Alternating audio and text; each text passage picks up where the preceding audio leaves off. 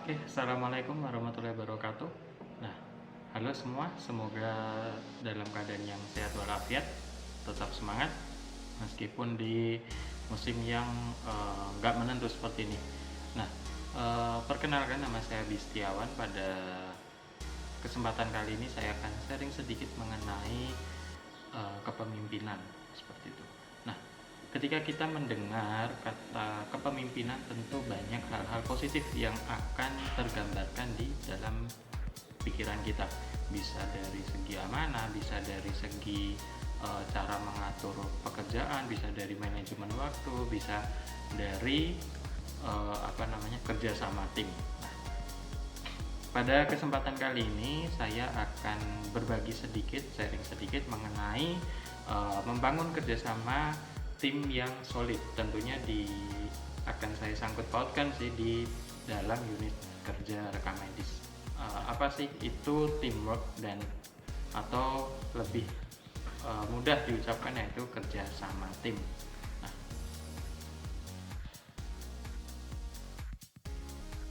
teamwork atau kerjasama ini kita bisa artikan sebagai suatu kegiatan yang bernilai tinggi dalam organisasi. Kenapa sih kok dibilang memiliki nilai yang sangat tinggi? Karena di dalam organisasi itu akan bisa berjalan baik ketika kita bisa memiliki sifat saling kerjasama, kayak gitu ya. Jadi nggak ada suatu pekerjaan yang bisa berhasil tanpa kerjasama dengan orang lain. Tentunya dalam melakukan pekerjaan, terlebih kita sebagai makhluk sosial, pastikan kita tuh pasti membutuhkan ataupun kita pasti memiliki batasan-batasan dalam melakukan pekerjaan, kayak gitu ya. Karena sekali lagi sebagai makhluk sosial pasti kita akan kembali lagi menjadi seorang makhluk yang membutuhkan bantuan orang lain dan juga makhluk yang memberikan bantuan. Jadi kurang lebih teamwork dan tim itu seperti itu ya. Jadi bagaimanapun dalam proses kepemimpinan kita harus bisa menciptakan suatu pekerjaan, suatu suasana kerja di dalam tim kita, yaitu di unit rekam medis yang mungkin banyak sekali ya bagiannya. Ada bagian assembling, ada bagian filing, ada bagian eh, pelaporan, ada di unit pendaftaran, nanti pendaftaran bagian rawat jalan, rawat inap, gawat darurat, ada mungkin di distribusi seperti itu. Jadi banyak sekali anggota-anggota ataupun di subbagian-subbagian di unit rekam medis yang harus kita kelola sebagai seorang pemimpin di unit rekam medis, kayak gitu ya. Tujuannya apa? Tujuannya agar menciptakan suasana pekerjaan yang baik. Nah, suasana pekerjaan di sini itu enggak hanya sebatas tujuan dari pekerjaan kita terselesaikan, seperti mungkin semua standar-standar pelayanan sudah memenuhi, kayak gitu. Enggak hanya sebatas itu, tapi juga di dalam suasana kebatinan tiap uh, tiap petugas di dalam unit rekam medis tersebut, agar tidak ada yang namanya mungkin saling crash ataupun saling iri terhadap pekerjaan yang satu dengan pekerjaan yang lain. Bagaimanapun di tiap pekerjaan pasti ada kelebihan dan kekurangannya. Kerjasama tim di dalam unit rekam medis harus dibangun dengan solid agar itu tadi tujuannya tercapai dan juga keharmonisan antara petugas tetap terjaga. Nah, nah selanjutnya apakah penting sih kerjasama itu? Nah, kerjasama itu sangat penting ya, karena di dalam kerjasama ini kita banyak memperoleh manfaat yang bisa dirasakan. Beda dengan bekerja secara individu. Nah, dengan bekerja sama kita bisa meningkatkan performa dari uh, pekerjaan unit tersebut. Di unit rekam medis ya bisa meningkat performanya di dalam unit rekam medis, mungkin jadi lebih lebih akurat data-datanya, terus standar pelayanan minimalnya juga bisa apa namanya bisa terpenuhi, kayak gitu. Nah, terus juga bisa meningkatkan kerjasama dalam hal moral, jadi bisa uh, mengetahui, oh si A ini kekurangannya di sini, oh si B ini kelebihannya di sini, bisa saling meningkatkan moral kita untuk peduli terhadap rekan-rekan yang mungkin kurang kayak gitu.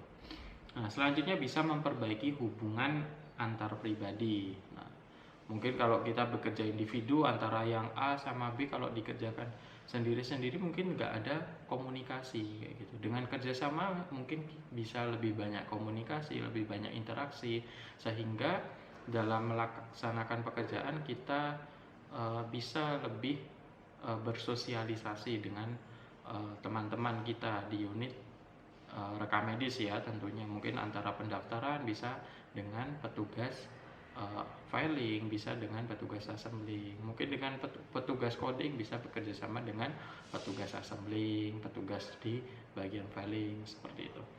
Nah, selanjutnya di dalam kerjasama ini sangat penting karena bisa mengurangi konflik ya. Jadi dalam bekerja kita tidak merasa seperti ada beban kayak gitu di dalam pekerjaan kita. Nah, selanjutnya dari karakteristik dari tim. Nah, karakteristik dari tim yaitu sebagai berikut. Karakteristik dari tim yaitu yang pertama adalah harus memiliki rasa saling ketergantungan. Jadi di sini masih berkaitan dengan yang pertama tadi ya. Jadi dimana kalau kita sudah memiliki rasa saling ketergantungan, otomatis secara moral ataupun secara jiwa kepemimpinan kita juga akan makin tinggi. Karena semakin tinggi rasa saling ketergantungan kita dengan yang lain, itu otomatis akan mengurangi rasa ataupun sifat egoisme kita. Yang kedua adalah kesadaran tim. Nah, kesadaran tim ini perlu untuk dipupuk agar kita itu ketika ada ketika ada beban ataupun ada suatu kendala, kita bisa memecahkan dengan bersama-sama. Jadi tidak ada nanti rasa untuk saling menyalahkan satu dengan yang lain, ataupun rasa berbangga hati ketika suatu pekerjaan itu terselesaikan. Melainkan kita harus sadar suatu pekerjaan itu baik buruknya itu tergantung dari kekompakan kita di dalam melaksanakan kerjasama tim. Terus yang selanjutnya itu kemampuan membentuk anggota. Nah, ini sebagai seorang pimpinan kita harus bisa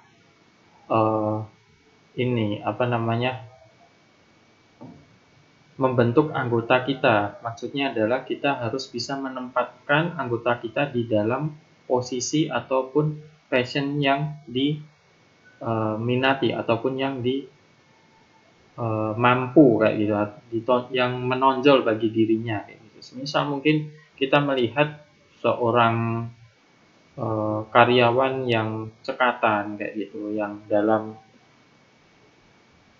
aktivitasnya dia lebih suka mobile, lebih suka beraktivitas fisik kayak gitu. Ya, kita bisa menempatkan dia di bagian filing, bukan karena dia mungkin tidak cerdas ataupun kurang dalam kemampuan codingnya, bukan karena itu pertimbangan kita, tapi karena pertimbangan kita dia adalah pegawai yang cekatan kayak gitu, sehingga kalau ditempatkan di bagian filing mungkin akan berkontribusi dalam meningkatkan pelayanan pengambilan dokumen rekam medis terhadap pasien, sehingga nanti pasiennya juga lebih cepat dilayani kayak gitu. Nah, terus karakteristik dari tim ya yang selanjutnya yaitu berupa berbagai satu kesatuan. Jadi yang namanya tim itu pasti terdiri dari banyak anggota ya, dari banyak subbagian-subbagian. Di dalam rekam medis yang namanya unit rekam medis ya terdiri dari petugas coding, terdiri dari bagian pelaporan, assembling, filing, mungkin ada distribusinya, mungkin dari rawat jalan, rawat inap, terus gawat darurat kayak gitu. Itulah yang dimaksud terdiri dari berbagai satu kesatuan. Tapi kembali lagi tujuannya adalah sama, meningkatkan pelayanan rekam medis yang optimal. Kayak gitu. Selanjutnya, karakteristik dari tim antara lain adalah interaksi, harus memiliki komunikasi, harus saling memengaruhi. Otomatis di sini yang dimaksud adalah memengaruhi dalam hal kebaikan. Kayak gitu. Reaksi satu dengan lainnya. Ketika ada petugas yang kira-kira membutuhkan membutuhkan bantuan kayak gitu, kita harus bereaksi, jangan acuh, jangan apa, karena kembali lagi kita ini terdiri dari berbagai satu kesatuan dengan tujuan yang sama. Apabila satu bagian mungkin dalam melaksanakan tugasnya keteteran ya seperti itu, ya harus kita bantu karena kita ini memiliki saling ketergantungan. Jika bagian ini tidak selesai, nanti ditakutkan tugas yang lain juga akan ketinggalan. Maka ya perlu kita bantu ketika tugas-tugas kita memang sudah terselesaikan semua.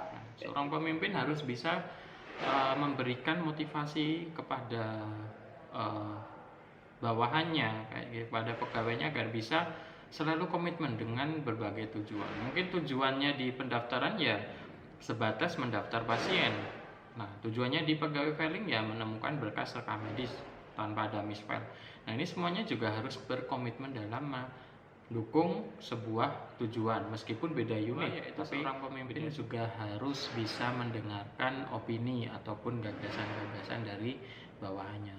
Jadi jangan hanya sekedar memberikan masukan, memberikan ide-ide, membuat pegawainya agar memenuhi keinginan dari ide-idenya kayak gitu enggak, tapi juga harus bisa memberikan porsi kepada pegawainya yang ingin mengutarakan suatu gagasan yang baik kayak gitu.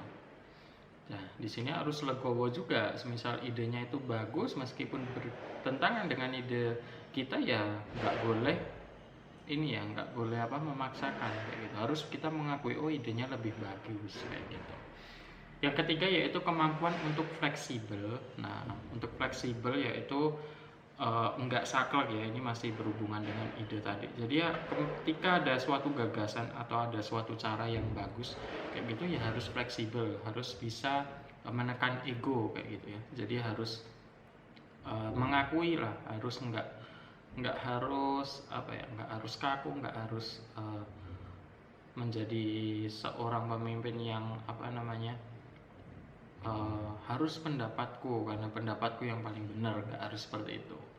Nah, selanjutnya untuk bisa menjadi seorang pemimpin dalam membangun sebuah tim itu juga harus memiliki kemampuan terbuka dan jujur dengan perasaan dan ide-ide. Jadi ya itu tadi ya masih berkaitan tadi yang namanya jujur. Kalau misal pendapatnya lebih bagus ya diikuti kayak gitu.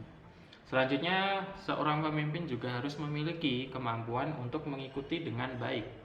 Nah, dengan baik sebagai pemimpin yang baik pada saat yang dibutuhkan. Jadi ketika ada masalah yang kira-kira serius, yang kira-kira crowded kayak gitu nggak bisa ditangani oleh pegawainya, ya seorang pemimpin itu harus turun tangan kayak gitu, membantu menyelesaikan sebuah permasalahan kayak gitu ya.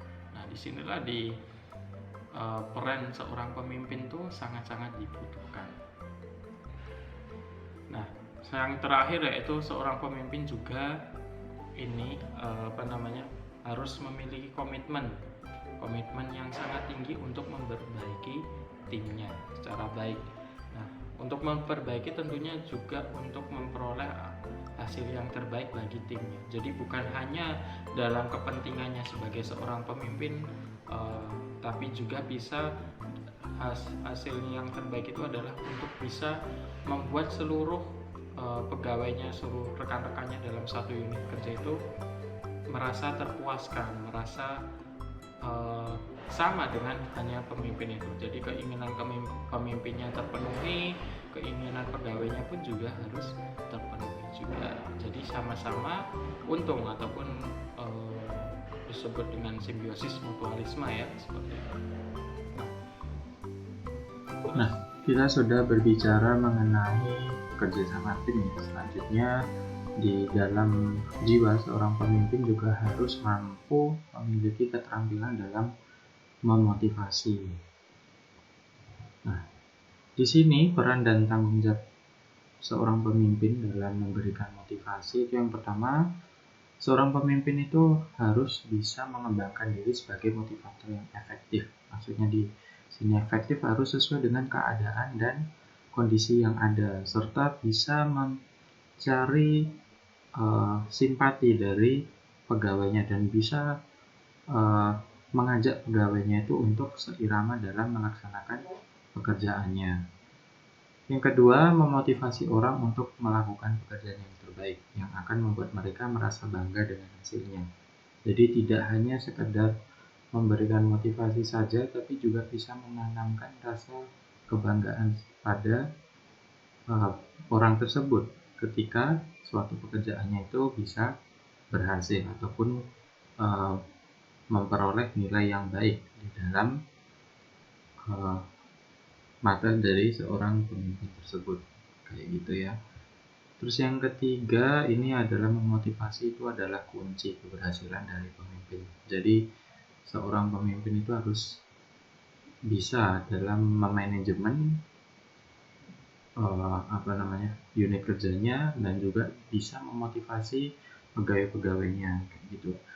Jadi di sini harapannya adalah seorang pemimpin itu bisa menjadi panutan, dimana kalau orang sudah memberikan motivasi itu berarti orang tersebut harus bisa menjadi suri tauladan juga. Jangan sampai hanya bisa berkata memotivasi tapi malah tidak bisa action, kayak gitu. Jadi di sini tuntutannya yaitu tadi kembali ke poin tadi, yaitu mengembangkan diri sebagai motivator yang efektif. Jadi selain bisa memberikan arahan yang baik, seorang pemimpin juga harus bisa memberikan contoh yang baik.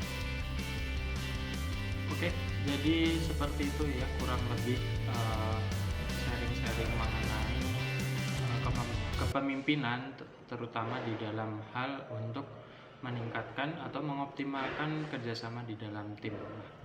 Di sini mungkin saya simpulkan sedikit sih dalam melaksanakan kerjasama, terutama di profesi kita sebagai perekam medis, itu sangatlah penting bekerja sama, karena dimana profesi kita ini semuanya saling terhubung, dari pendaftaran, terus nanti berkasnya masuk di bagian assembling, terus nanti dari bagian assembling diteruskan ke bagian coding, terus nanti dari bagian coding ke filing, sampai nanti dilaporkan dalam sebuah format pelaporan, ada sensus, ada rekapitulasi data penyakit ataupun data-data yang dibutuhkan, kayak gitu. Jadi penting sekali bagi teman-teman, terutama yang jenjang pendidikannya adalah diploma 4 ataupun sarjana terapan, karena dimana teman-teman itu sebagai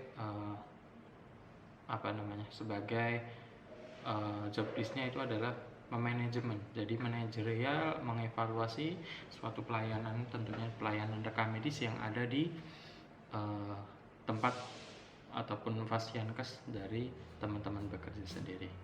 Begitu dari saya. Apabila ada salah kata, itu murni datangnya dari saya. Apabila ada kebenaran, itu datangnya dari Allah Subhanahu wa Ta'ala. Akhir kata dari saya, wassalamualaikum warahmatullahi wabarakatuh.